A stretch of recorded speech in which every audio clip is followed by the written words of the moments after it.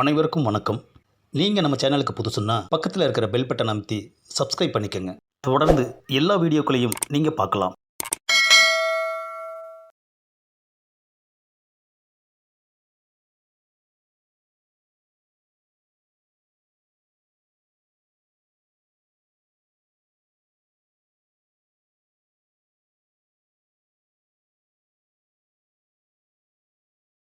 அன்பு பார்வையாளர்களுக்கு வணக்கம். இந்திய தாய், இது எனது 6வது நூலாகும். ஒன்றே குலம் ஒருவனே தேவன் சிறுகதை தொகுப்பிற்கு அடுத்தபடியாக நான் எழுதிய சிறுகதை தொகுப்புதான் இந்திய தாய். புத்தக பரிமாற்றத்தில் சென்னை ராயப்பேட்டையில் உள்ள மதிநிலையத்தின் உரிமையாளர் திரு மெய்யப்பன் அவர்கள் அறிமுகமானார். அப்போது அவர்களுக்காக ஒரு சிறுகதை தொகுப்பை உருவாக்கினேன். அதற்கு இந்திய தாய் என்று தலைப்பு வைத்தேன். அதை மெய்யப்பன் அவர்களிடம் கொடுக்க உடனடியாக புத்தகமாக வெளியிடுவதாக என்னிடம் கூறினார்.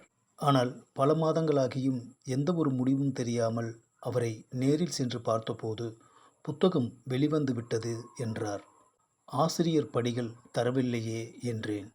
அதற்கு அவர் போட்ட அனைத்து புத்தகங்களும் தீர்ந்துவிட்டது என்றார்.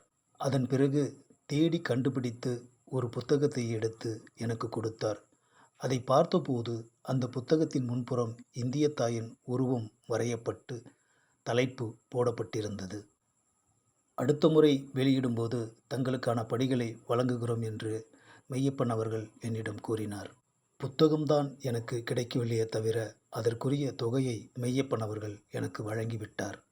அன்றைய காலகட்டத்தில் வானொலிகளில் நிறைய படைப்புகளை படைத்து வந்தேன்.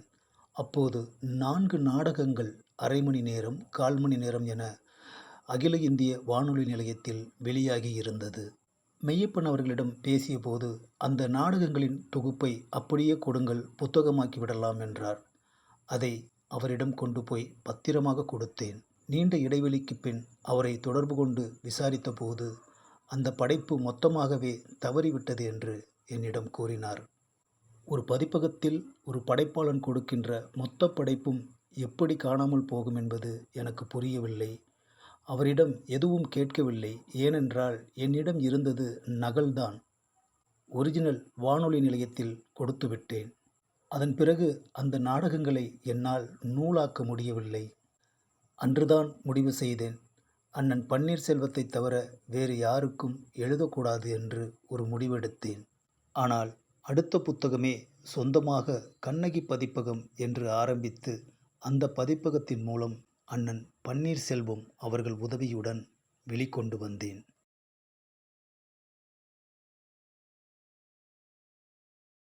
இந்த பதிவை லைக் பண்ணுங்கள், ஷேர் பண்ணுங்கள், மறக்காமல் சப்ஸ்கிரைப் பண்ணுங்கள்.